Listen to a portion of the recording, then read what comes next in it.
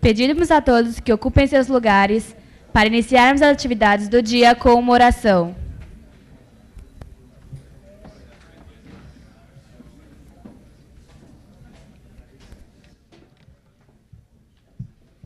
Bom dia a todos. Insistindo nas boas-vindas para todos os senhores, nós estamos começando este dia com muita esperança, com muita... Eu pensei sugerir para a nossa reflexão duas pequenas parábolas do Evangelho de Mateus: o grão de mostarda e o fermento colocado na massa. São imagens, parábolas, que Jesus apresentou para mostrar, na simplicidade da nossa vida, como reage a farinha com o fermento, como cresce a semente, e isso é feito constantemente e é a demonstração da ação de Deus. Nós somos universidades plantadas na terra, colocadas na massa da humanidade, para nos tornarmos parábolas do agir de Deus e assim inspirarmos o nosso próximo.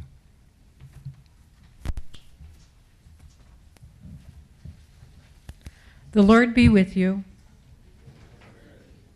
A reading from the Gospel according to Matthew. The parable of the yeast. He spoke to them another parable. The kingdom of heaven is like yeast that a woman took and mixed with 3 measures of wheat flour until the whole batch was leavened. This is the gospel of the Lord.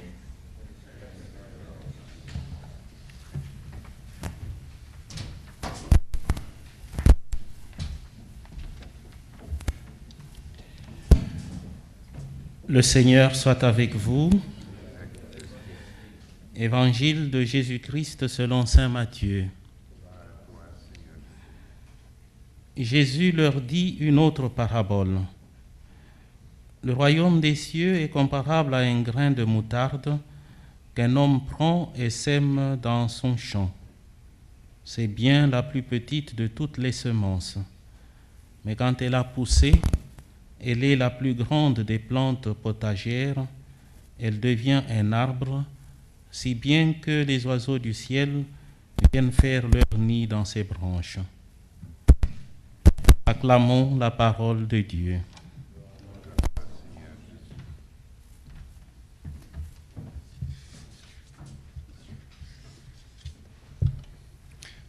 Nós vamos ouvir o canto evangélico e a antífona: Bendito seja o Senhor Deus de Israel, que fez surgir um poderoso Salvador na casa de Davi, seu servidor.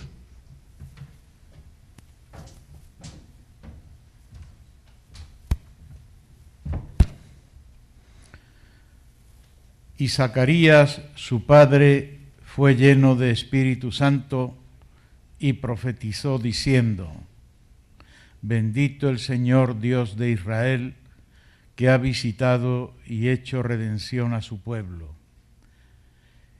Y nos levantó un cuerno de salvación en la casa de David su siervo, como habló por boca de sus santos profetas que fueron desde el principio, salvación de nuestros enemigos y de mano de todos los que nos aborrecen, para hacer misericordia con nuestros padres, acordándose de su santa alianza, del juramento que juró a Abraham nuestro padre, que nos había de dar que sin temor, librados de nuestros enemigos, le sirvamos en santidad y justicia delante de él todos los días de nuestra vida.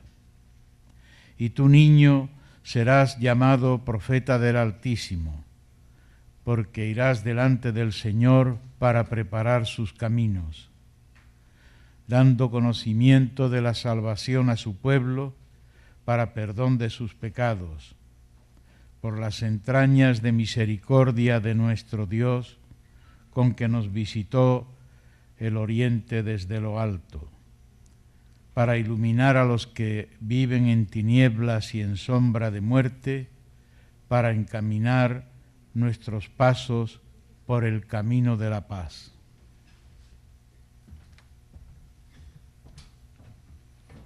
Glória ao Pai, ao Filho e ao Espírito Santo.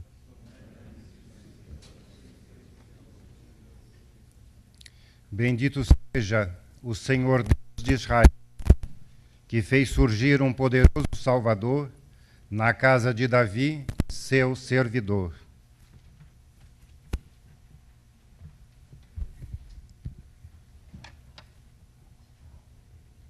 Concluamos nossa oração.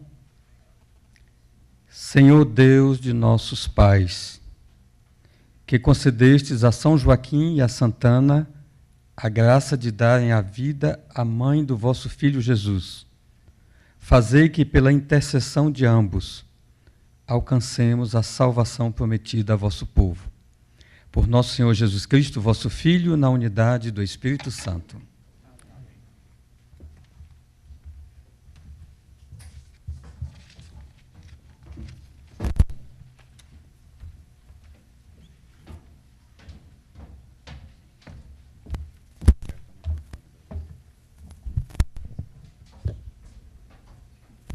Bom dia. Hoje será realizada a apresentação dos resultados preliminares da pesquisa global da FIUC sobre a cultura dos jovens na Universidade Católica. Para isso, convido à mesa para presidir a sessão o professor Dr. Fábio do Prado.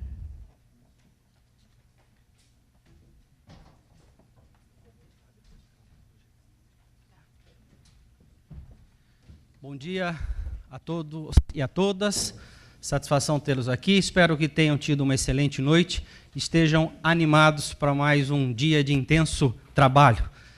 Hoje começaremos com esta importante apresentação do perfil da cultura dos nossos estudantes. Passaremos por uma revisitação do nosso currículo integral. Falaremos de liderança nas universidades católicas e terminaremos este maravilhoso dia com a celebração no pátio do colégio, a escola que deu origem à cidade de São Paulo. Eu, ao apresentar a professora Rosa Aparício Gomes, inicio com um rápido histórico de sua formação e de suas atividades profissionais. A professora Rosa Aparício atualmente é diretora de pesquisa do Centro de Estudos Migratórios do Instituto Universitário de Pesquisas Ortega y Gasset, em Madrid, na Espanha. Bacharelou-se e mestrou-se em Sociologia pelo Newton College de Boston. Doutor em Ciência Política e Sociologia pela Universidade Pontifícia de Salamanca, com tese intitulada Rumo a um Modelo Sociológico de Análise da Cultura. Dentre as várias atividades profissionais, no exercício do magistério na Faculdade de Humanidades e Ciências Sociais da Universidade Pontifícia de Comilhas, exerceu também a diretoria do Departamento de Sociologia e Serviço Social, fundou o Instituto Universitário de Estudos sobre Imigração desta mesma universidade, o qual dirigiu de 1994 a 2004. Até 2004, coordenou tanto o mestrado de especialização à distância em imigração, como o programa de mestrado e especialização de cooperação para o desenvolvimento sustentável e ajuda humanitária. Dirigiu também a revista Migrações, editada por referido instituto, e coordenou o seu doutorado em Migração Internacional Contemporânea. Foi membro como representante da Espanha no Conselho de Administração do Observatório Europeu sobre Racismo e Xenofobia, e também da Agência Europeia dos Direitos Fundamentais. Desde março de 2008, é membro da Comissão Científica para a preparação do terceiro plano para a integração dos imigrantes da Comunidade de Madrid. Participa de uma série de redes de pesquisas internacionais e na Europa sobre imigração e também coordenou uma série de comissões científicas e de congressos sobre migração em toda a Europa e em todo o mundo. Portanto, para apresentarmos os resultados preliminares da pesquisa global da FIUC sobre a cultura dos jovens na Universidade Católica, eu chamo ao palco professora Rosa Aparício. Muito bem-vindo, professora.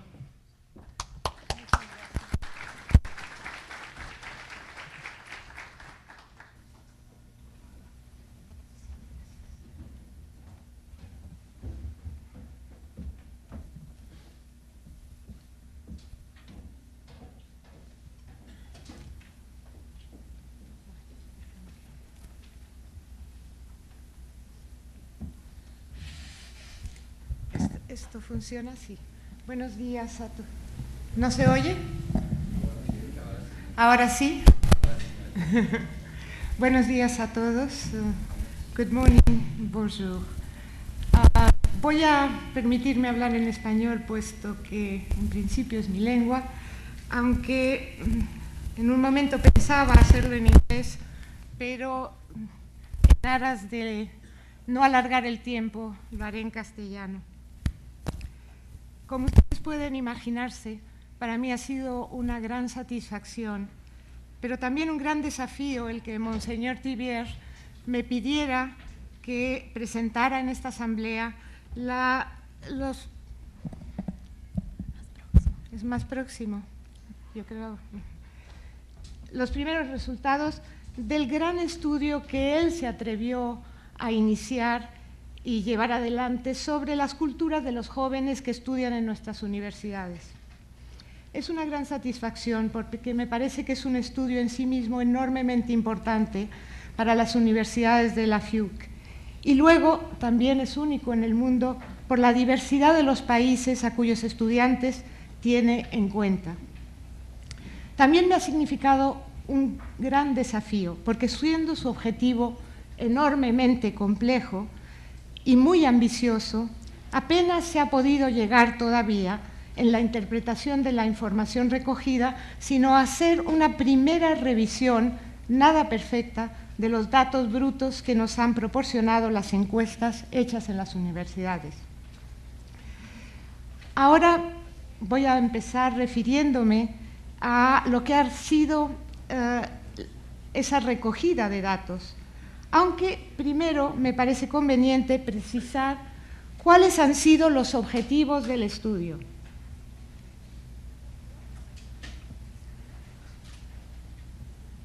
¿Nada? Eso sí, tú te das cuenta de que tienes que darle varias veces eso. Bueno, al estudio le hemos llamado, como decía antes, desde el principio, estudios sobre las culturas de los jóvenes que estudian en nuestras universidades. Con ello queríamos sobrepasar lo que hubiera podido ser un estudio de opiniones meramente y llegar a algo más de fondo y a algo más estable que lo que son estas opiniones. O sea, no meramente queríamos llegar a opiniones transitorias, sino a modos más estables de entender la realidad, a posturas de conjunto con que uno se identificaría y a formas de comprender el lugar ocupado por uno en la sociedad y en el mundo. Para arrepentirlo desde otro punto de vista, se trataría entonces de no mirar a las culturas universitarias por las que nos preguntamos como a peculiaridades nacionales o étnicas, ni como a simples estilos de vida, ni menos aún como conjunto de opiniones pasajeras meramente individuales, sino mirarlas como el conjunto de los recursos cognitivos y emocionales a que recurrimos para dar su sentido a lo que hacemos.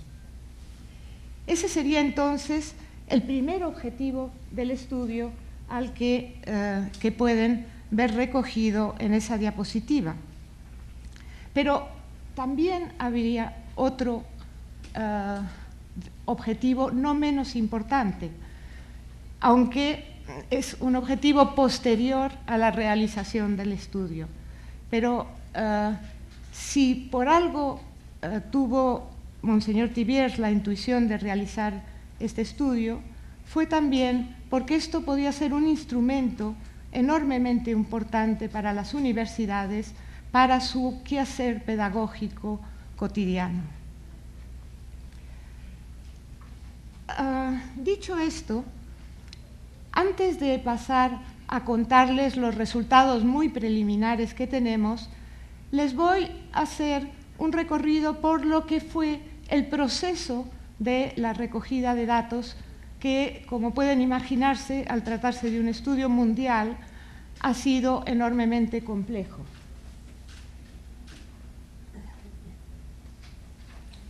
Pasa a la siguiente. Siguiente. Es que es muy complicado esto. Eso ahí. Le vas dando. Sí, bueno, lo primero que habría que decir es que antes de empezar con la recogida, evidentemente, pues hubo una serie de reuniones para concebir el estudio. Pero para poder diseñar ese estudio y llevarlo a cabo, se constituyó por parte de la FIUC unos comités, un comité que he puesto ahí internacional, que inicialmente, digamos que este sería un estudio. ¿Será mejor desde aquí? Porque veo que es muy complicado para ti desde ahí. Dámelo, si quieres.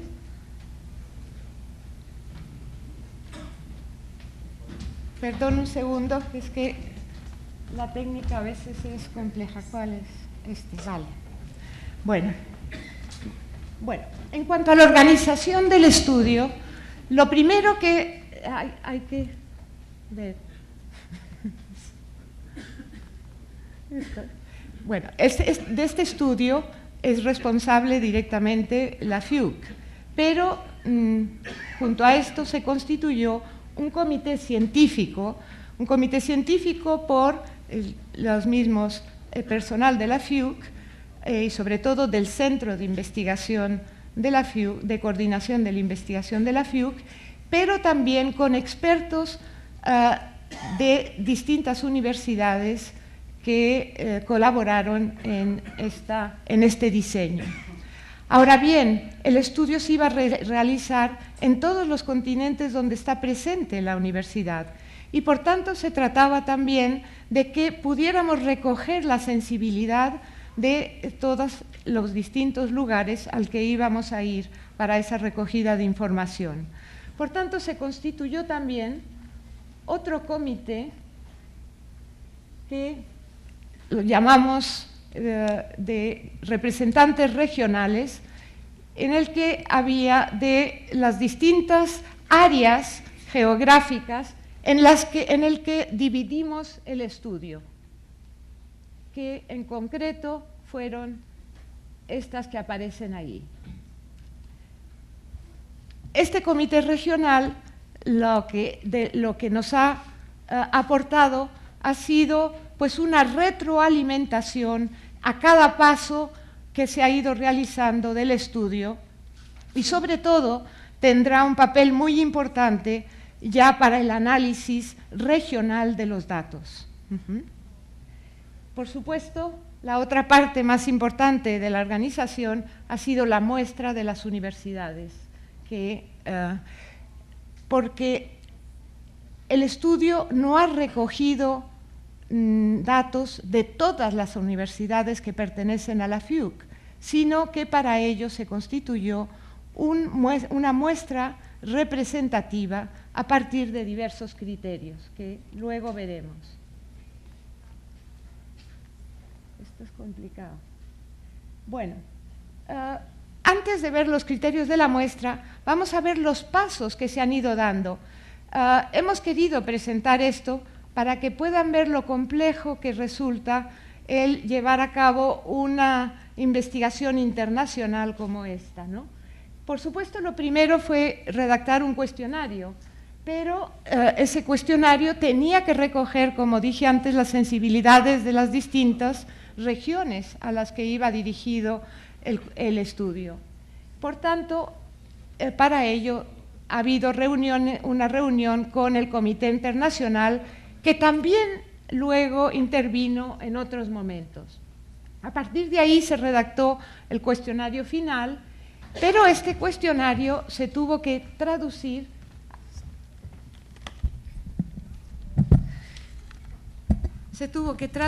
a las distintas lenguas a las que a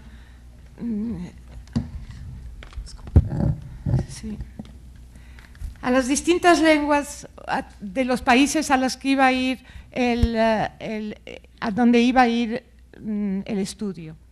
17 idiomas se tradujo desde, por supuesto, francés, inglés, pero también las lenguas asiáticas, japonés, chino, taiwanés, coreano, indonesio, etcétera. Es decir, que árabe también, todas las lenguas.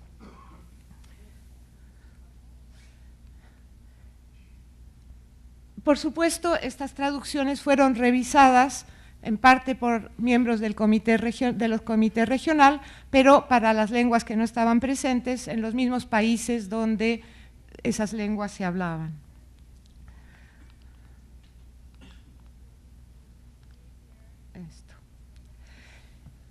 Evidentemente había que producir también una guía para la realización o la administración del cuestionario. Y lo primero que debería decir antes, y que quizás debía haber dicho antes, es que este cuestionario se pasó online, es decir, por internet. Fue contestado en todos los países directamente. Por tanto, no iba a haber miembros presentes en la administración del cuestionario de la FIUC, ni del comité científico, ni nadie, sino que por ello había que redactar una guía que sirviera a las universidades de la muestra para aplicar el cuestionario.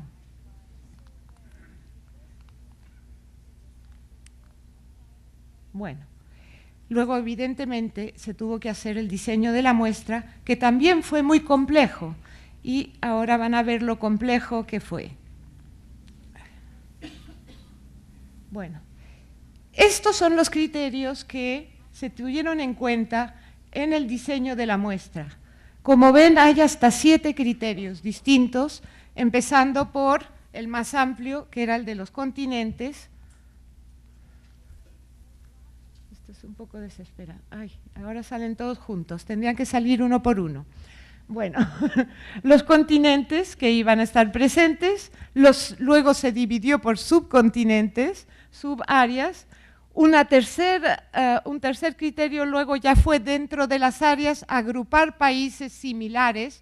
No se trataba de ir a todos los países, sino a algunos similares. Y luego se tuvo en cuenta también el tamaño de las universidades que estuvieran representadas, universidades con menos alumnos o universidades con más alumnos. Otro criterio más, y este sí no ha salido antes, a ver si sale ahora, hay universidades que, como saben, tienen todas las carreras y otras, en cambio, que solo tienen algunas, incluso a veces una o dos solamente. Se trataba también de que estuvieran todas estas representadas. El siguiente criterio ya fue el nivel de… La oferta que tendría si era solo los primeros cursos, titulaciones, es decir, las titulaciones de grado o también las titulaciones de posgrado. Y por último, ya se trataba de tener en cuenta el criterio, otro criterio de localización geográfica. Está, pero no sale. Sí. Es decir, no todas las universidades están en grandes urbes, ni todas las universidades de la FIUC están en ciudades, incluso pueden estar en áreas más rurales. También se trataba de que éstas quedaran representadas. Con eso, pues, tuvimos una muestra ya bastante amplia. Lo que se trataba entonces era de… Antes hablé de estructurar el cuestionario. El cuestionario es un cuestionario enormemente amplio. Algunos, los chicos, al final Era su primer comentario. Es largo este cuestionario, pero lo contestaban a pesar de todo.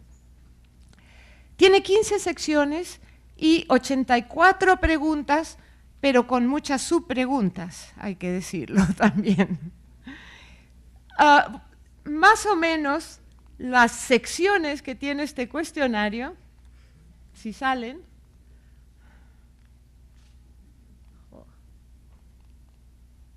bueno, menos mal que estas salen todas juntas, las pueden ver ahí, no las voy a leer todas, pero son 15, empieza desde los datos más generales de identificación de los alumnos hasta ya yendo por los distintos ámbitos en los que se mueven nuestros estudiantes, desde sus padres, las relaciones con sus padres, con sus amigos, el ámbito de los estudios, el ámbito del trabajo, aunque la mayoría no están trabajando todavía, pero sí que aspiran a aquello y ya tienen criterios sobre lo que quieren, aspiraciones en relación con ello, los aspectos religiosos, éticos, etcétera. Y todavía hay más que los que están ahí. Vamos a ver si llega la siguiente. Esto es bastante desesperante. No, me he pasado demasiado. Para ir para atrás. No. Ni idea, ya me he perdido. No, creo que no. Sí, bueno, esto es lo siguiente del cuestionario y la siguiente ya estamos. Ahora sí. Bueno, una vez hecho el cuestionario, lo siguiente era planificar. Ay, se lo agradezco. Se lo agradezco. Sí, muchas gracias. Yo te voy indicando. Bueno, ya lo siguiente fue poner el cuestionario en la plataforma para la aplicación directa, ¿no? Esto lo hizo una empresa que tiene la aplicación y todos los datos o cada cuestionario que se iba respondiendo directamente y en tiempo real lo recibíamos, bueno, donde está la empresa. Entonces, pero antes de eso, evidentemente, hubo que programar online los 17 cuestionarios en las distintas lenguas. Esto tuvo bastantes dificultades que ustedes se pueden imaginar.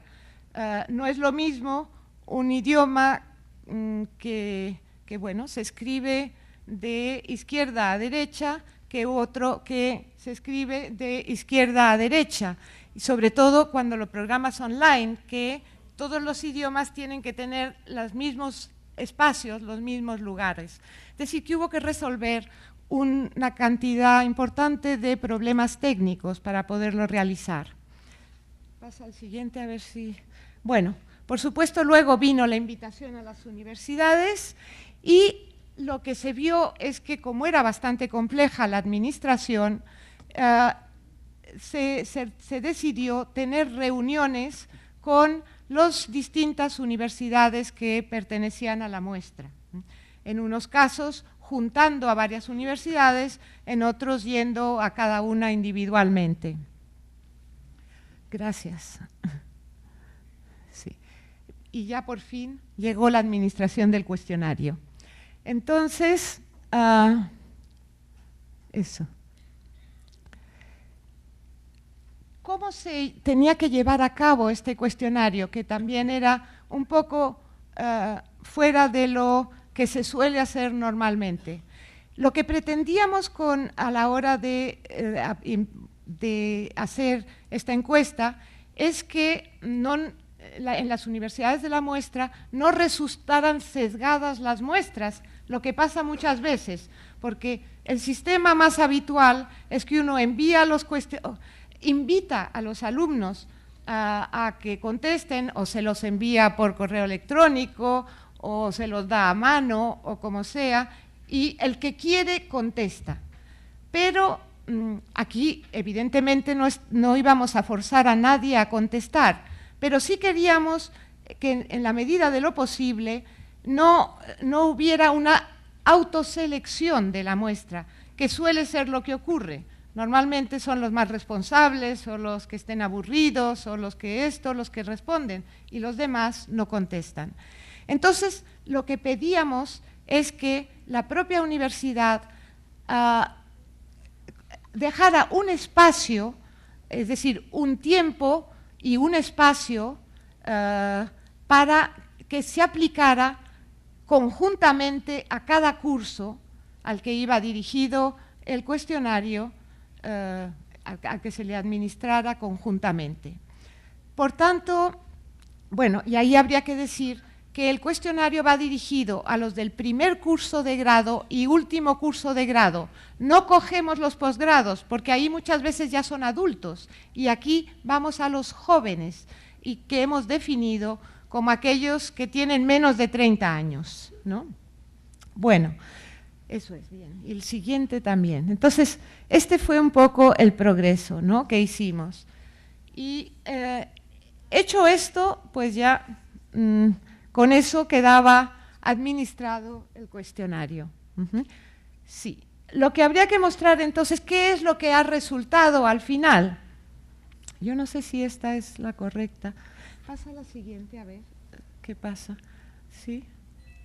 Sí, sí. Eso. Bueno, sí, ahí. Bueno, aquí pueden ver al final cómo la encuesta se ha realizado en todos estos países y en todos estos continentes. Evidentemente, la muestra que hicimos inicialmente era más amplia, cogía algunos países más. Al final nos han resultado 34 países. Pensábamos en 40, algo más de 40.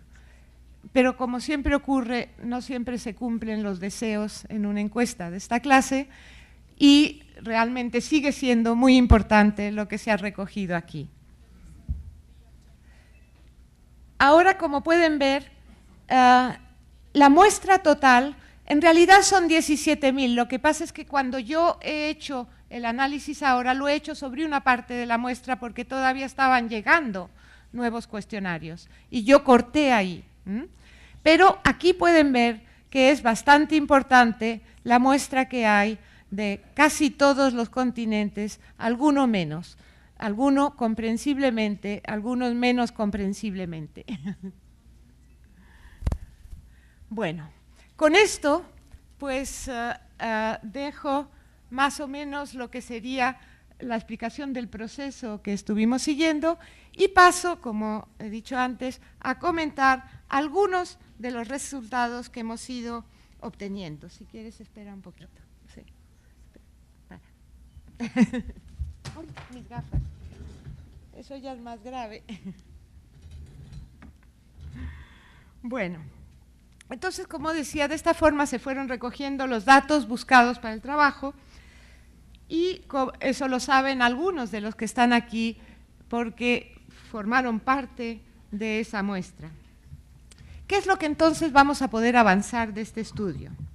Como ya lo he dicho, desde luego será algo muy preliminar y rudimentario, apenas unas pocas cifras sin interpretar, y es que el objetivo primordial del estudio, el explorar los trasfondos culturales que dan su sentido al proceder de nuestros jóvenes universitarios, es sutil y a la vez complejo, y por tanto se necesita para complementar un análisis muy prolijo del conjunto de la información recogida. Acerca de dicha información me parece útil tener en cuenta que para acercarnos al análisis de las culturas juveniles que nos proponíamos, necesitábamos partir de dos series de datos previos, una serie de datos relativos a la clase de estudiantes que tenemos y otra acerca de los datos, la clase de actividades en las que los estudiantes se implican. Solo entonces, conociendo cómo son y qué hacen nuestros estudiantes, podemos acceder a buscar lo que les aportan sus culturas para encontrar sentido en lo que hacen y quieren. Esto, claro, puede presentar una cierta confusión, porque al ser necesaria la recogida de esas dos series de datos previos sobre quiénes son y qué hacen los estudiantes, corremos el peligro de absorbernos en lo que nos dicen, olvidando que no los recogemos por sí mismos, sino para hablar de culturas. Y por eso, al encuestar a los sujetos sobre quiénes son, lo que más nos interesa no son sus datos sociodemográficos externos, sino lo que nos acerca a sus perfiles internos de personalidad y a su mundo interpersonal. Y al encuestarles sobre lo que hacen, no nos contentamos con listar las ocupaciones de todas clases en que se implican, sino que nos fijamos especialmente en aquellas que en alguna forma pueden considerarse como indicativas de específicas formas de inserción cultural. Con eso empezaría entonces comentando quiénes son estos alumnos nuestros, es decir, las características relativas a su personalidad y al entorno socioafectivo en que aparecen nuestros estudiantes. Antes que nada, ahora sí puedes, antes que nada, habremos de tener en cuenta lo primero, que entre los estudiantes encuestados resultaron ser mujeres un 64%, si puedes darle, sí, dale más, porque es que da muchas vueltas esto.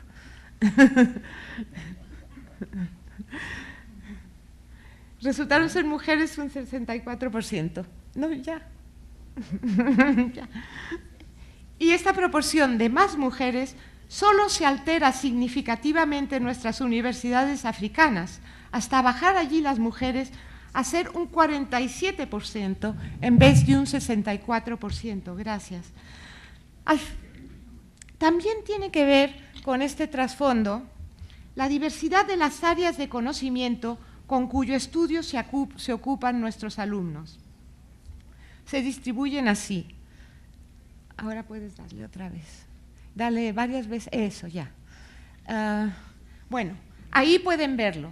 Por supuesto, esta es la distribución que salió. Nosotros ya habíamos dicho de antemano que lo que tenían que coger era por lo menos un diploma o un programa dentro de cada área, y por tanto esa distribución hasta cierto punto ya viene dada, ya viene dada de antemano.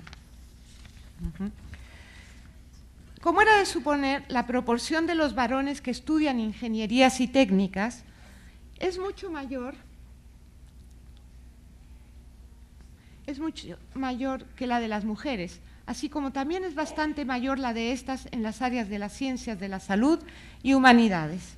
En cuanto a estas opciones, podemos decir que ellas acercan a nuestros estudiantes a lo que ocurre a nivel mundial.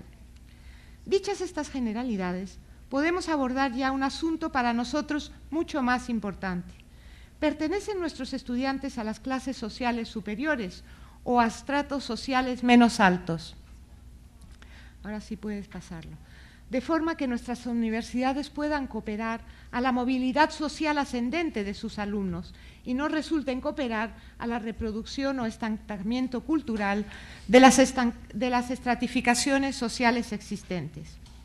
Un indicador bastante fiable, no es el que aparece ahí, aunque algo tosco para esta cuestión de la estratificación social, lo ofrecen los datos sobre el nivel de estudios alcanzado por los progenitores de los jóvenes que estudian con nosotros y sobre la clase de trabajos en que dichos progenitores se empleen. Pues bien, las cifras de conjunto hacen pensar. Casi la mitad de los padres y madres de nuestros alumnos tienen menos estudios que los que están cursando sus hijos, especialmente en el este de Europa, entre las mujeres africanas y, curiosamente, en Asia Oriental. De ello se seguiría que entre nuestros alumnos de esos países sí que nuestras universidades ofrecen unas expectativas interesantes de elevación social, pero en los demás países, los de la mayoría de nuestras universidades, no ocurriría por lo general así. De modo que nuestras universidades en todos estos últimos países parecerían ser más bien reproductoras de la presente estratificación socioeconómica. No se obtiene, sin embargo, la misma impresión si se tienen en cuenta las situaciones profesionales, y es que en los datos relativos a estas aparece una diferencia sensible entre hombres y mujeres. No pases porque no hay otra. Efectivamente, entre los varones son un 53% los que trabajan en profesiones de alta remuneración, pero tratándose de las mujeres, la cifra no llega al 30%, sin duda por la alta proporción de ellas dedicada al hogar, sobre todo en algunos países. De modo que sus hijas, las que están en nuestras universidades, sí que van a alcanzar en ellas una elevación de su estatus laboral. Pero ante esto salta a la vista una reserva más principal. ¿Por qué vamos a partir de atribuir a nuestros jóvenes la identificación con la mentalidad del estrato social de sus padres, si ellos no siempre van a mirar a la vida de la misma manera que ellos? Ahora sí. Lo que sobre ello apareció en el presente estudio es bastante variado. Bien, sí, ya. Solo un 34% del total se mostró cercano o muy cercano a la mentalidad de sus padres, mientras que un 31% tendía a distanciarse de ella y a no aceptar que se le juzgara en función de ella, aunque más bien por individualismo que por oposición directa a las características del entorno familiar. De todas formas, en el sudeste y sur de Asia, el Próximo Oriente y África, la identificación con el entorno familiar se mostraba significativamente mayor que en los demás países. Por lo demás, son bastantes las personas y grupos cuyo influjo exterior a la familia dicen haber experimentado nuestros alumnos, sobre todo el influjo de amigos, ¿no? Esto, a lo mejor es que no le he hecho, no me acuerdo, de amigos. No, pues déjalo ahí entonces. Influjo de amigos y compañeros de universidad, de las parejas con que se sienten vinculados y, tratándose de África y Norteamérica, de los profesores de la universidad. En el conjunto de la muestra es más de un 25% el que dice que la relación con estas personas afecta a su modo de mirar a la vida. Y como dato curioso, en África hasta un 23% de nuestros alumnos cuenta a los sacerdotes entre las personas que más les influyen. Ahora bien, ahora sí vamos a esto. En todo este mundo interpersonal, ¿cómo se sienten con su vida? Una gran mayoría dice sentirse satisfecho o muy satisfecho, el 91%, llamando la atención el que la cifra de los que se dicen muy satisfechos baja sensiblemente en el este y sur de Europa, en el sur de Asia y sobre todo en Asia Oriental. Pero extrañamente, instalados en esa autosatisfacción, son casi una tercera parte de la muestra los que dicen desconfiar de su entorno. Dale otra vez ahora. Sigue, eso. O solo confían en lo más cercano y conocido de ese entorno. África y el sur de Asia son los países en que aparece el mayor porcentaje de estos desconfiados. En línea con ello,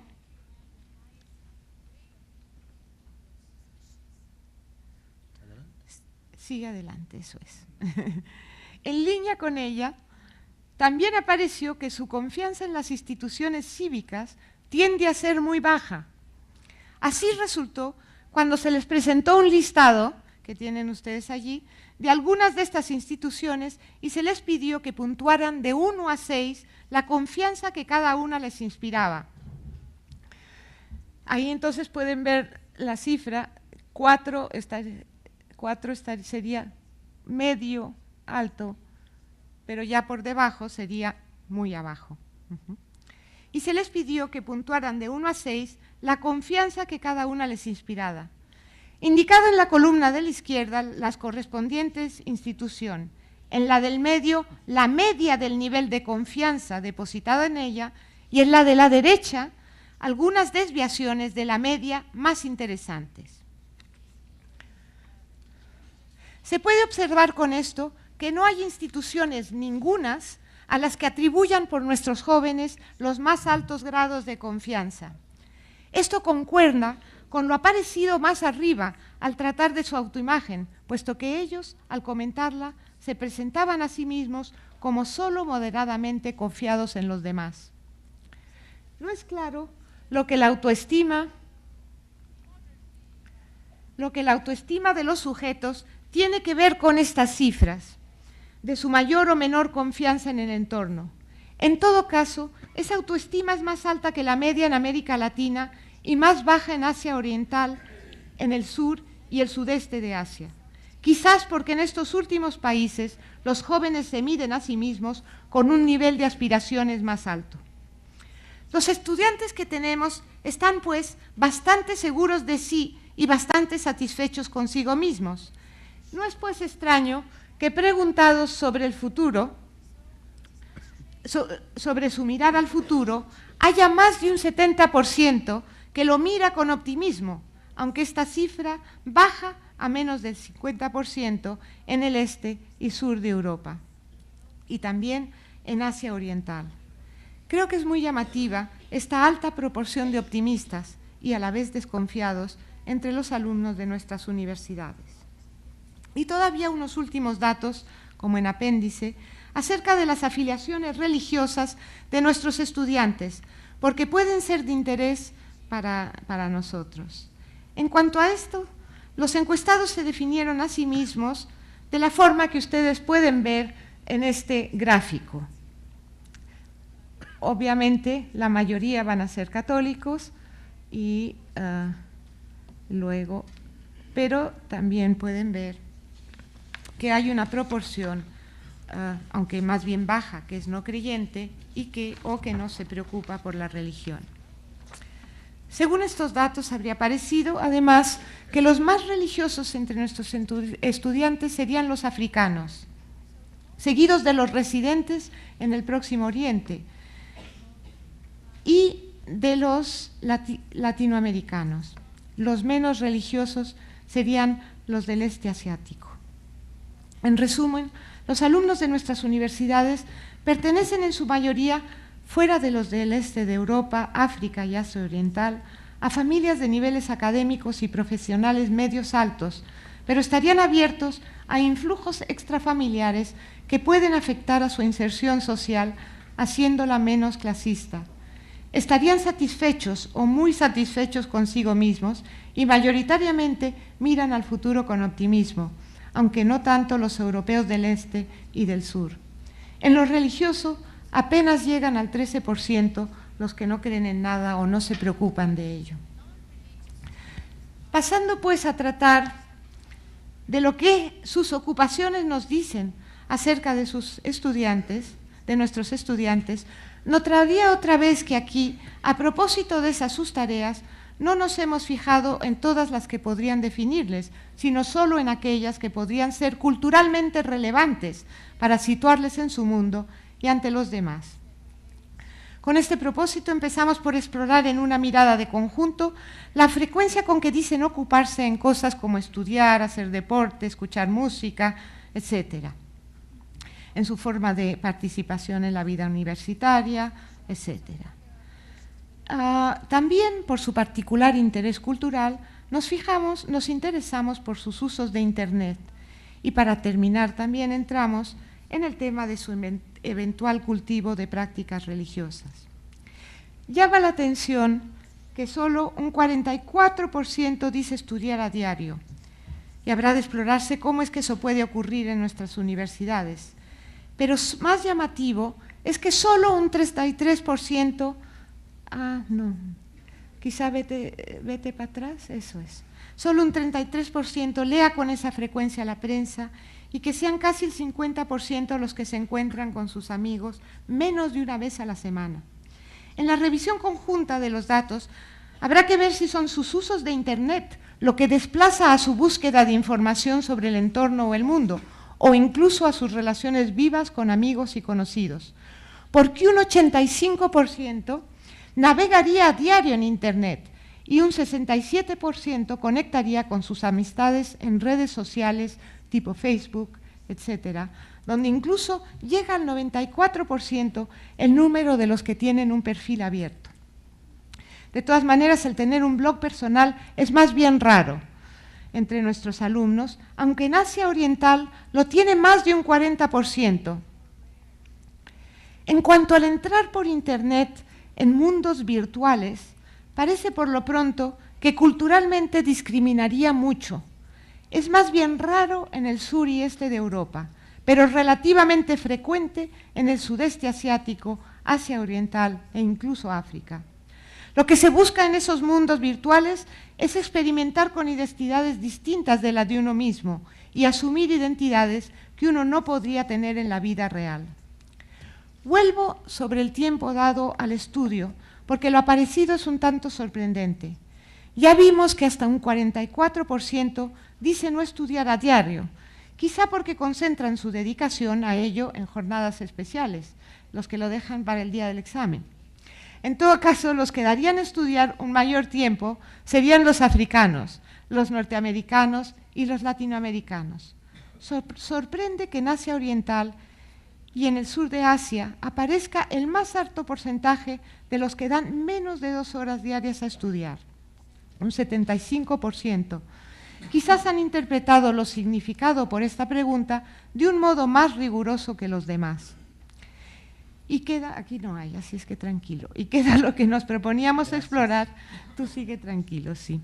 A propósito de sus prácticas religiosas, es alta la proporción de los que en la muestra total dicen ser practicantes, y su número es bastante mayor en África, el 85%, mientras que antes en general es el 56%.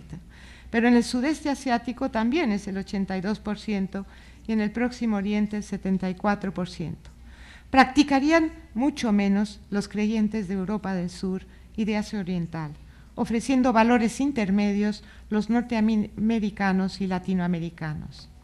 En resumen, como ocurre con los estudios que se han hecho sobre la enseñanza media e incluso primaria, ha aparecido en este que la televisión e Internet desbordan con mucho lo que de atención prestan nuestros universitarios a los cauces tradicionales de recepción de información, incluida la prensa, que incluso Internet desplaza a las relaciones cara a cara del lugar primordial que han tenido siempre ellas para las relaciones interpersonales. Revisados entonces las dos secciones anteriores, entro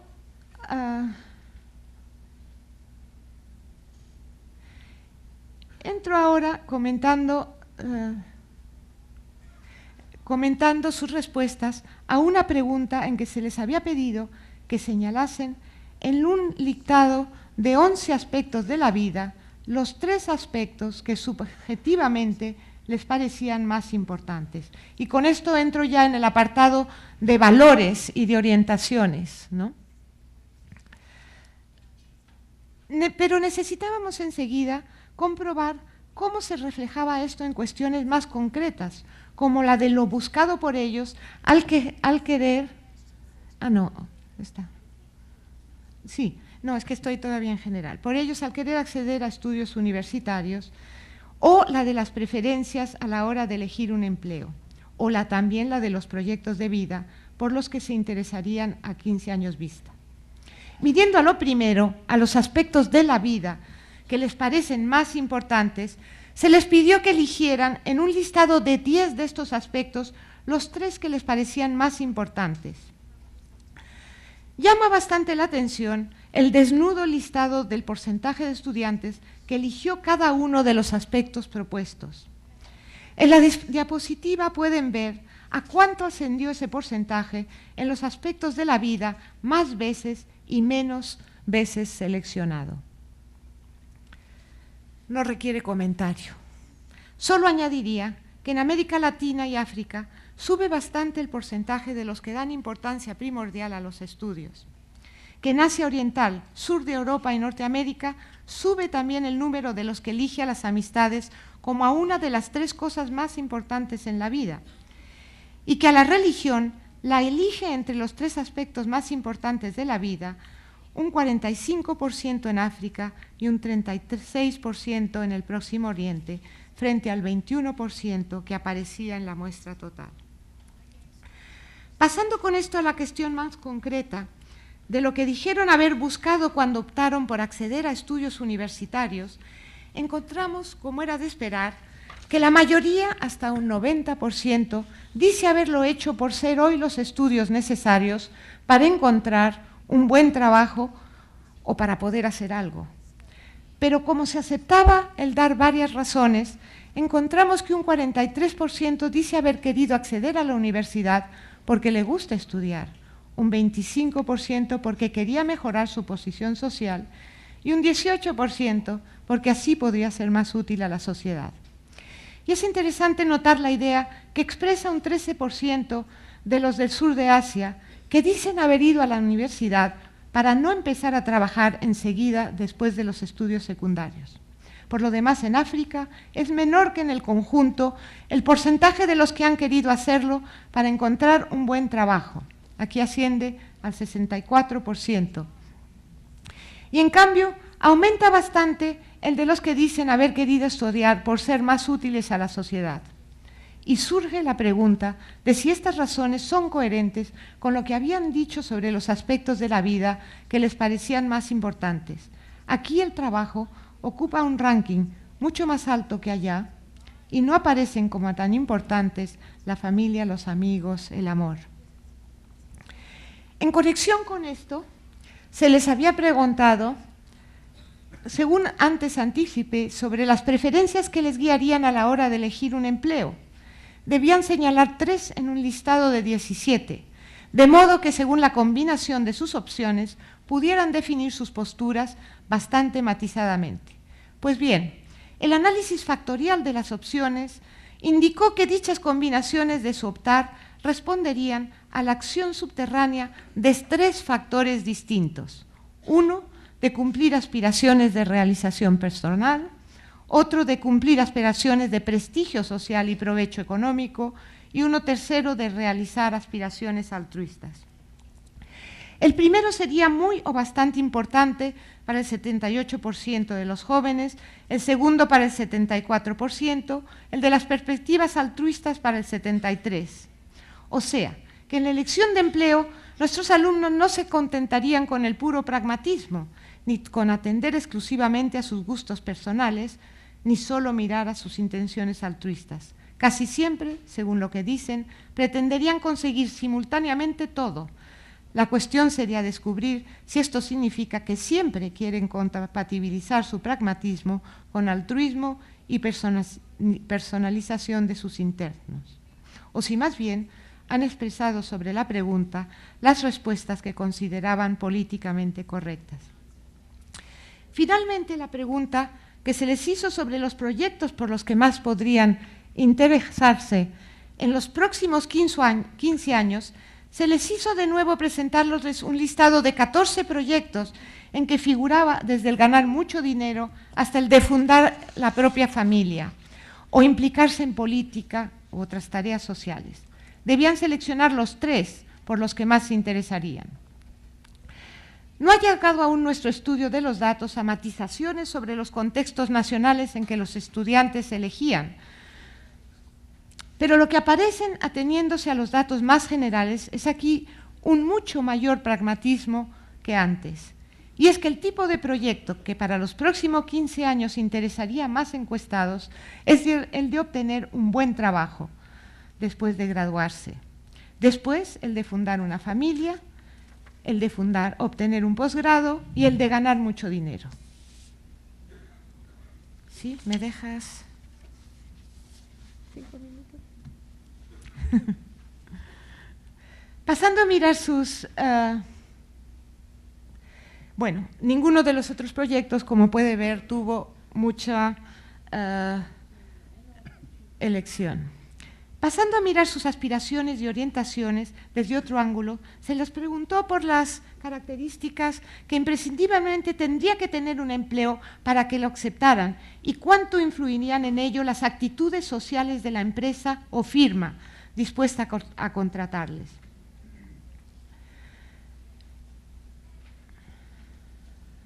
Y por de pronto apareció que los varones darían más importancia que las mujeres al nivel de los sueldos y esta es más importancia que los varones a lo que el empleo les aporta para su realización personal. Llama la atención que en algunos países se señalara la seguridad como condición imprescindible para esta aceptación de los empleos, concretamente Norteamérica y varias regiones de Asia. Curioso que en la Europa del Este son más que la media total los que para la aceptación de un empleo consideran imprescindible que les deje tiempo para la vida y actividades personales. La exploración de las actitudes sociales de las firmas que pudieran llevar a nuestros alumnos a rechazar una posible contratación por ellas, trató de explorarle más especialmente, presentando a los encuestados una lista de posturas más o menos asociales y pidiéndoles puntuaran con un 1 aquellas que no influirían nada en su aceptación en